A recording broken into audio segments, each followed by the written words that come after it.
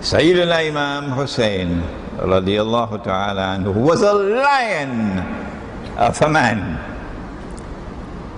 A lion of a man. And with great courage and matchless integrity, he stood up. He stood up against the corruption of the true religion. And he stood up against tyranny and oppression. And there's one from his family who is coming to complete the unfinished business that he was attending to. Eventually, the forces of tyranny and oppression, the forces of corruption of the true faith, surrounded him in Karbala. He didn't give up. He didn't compromise. He fought to the end, and all those who were with him fought to the end. And all became shuhada. We say tonight, no one in this gathering will dissent. And none who listen to this lecture in other lands will ever dissent. The Nabi Muhammad sallallahu ta'ala alayhi wa sallam must be proud of his grandson. And that Khadija radiallahu ta'ala anha must be proud of her grandson. And that Ali radiallahu ta'ala anhu must be proud of his son. What more do you want?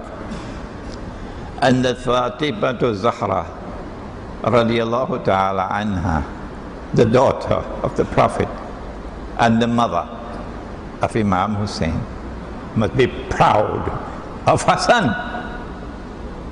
And this ummah, for 1400 years now, as we look back at that moment when he stood up to preserve the pure religion from corruption, when he stood up against tyranny and oppression, this ummah has been proud of him for 1400 years now.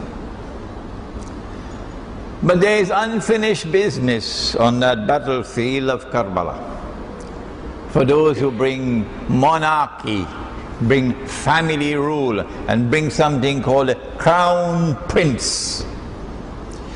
There is some unfinished business on the battlefield of Karbala. And when Imam al-Mahdi comes, he's going to finish what was unfinished in Karbala,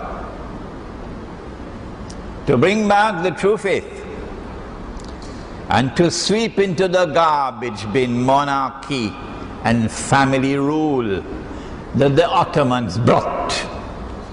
Monarchy and family rule that we have in the royal house of Saud in Saudi Arabia.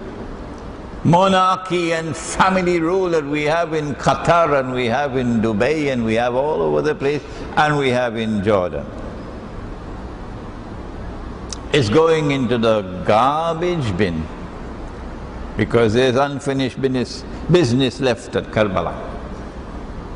And so this ummah was proud that a movement emerged at Karbala with the assassination, with the martyrdom of Sayyidina Imam Hussein radiallahu ta'ala anhu. A movement emerged, a standard of revolt in opposition to counter-revolution, a standard of revolt to preserve the true faith from corruption, a standard of revolt that the head which bows in worship before Allah will not bow before tyranny.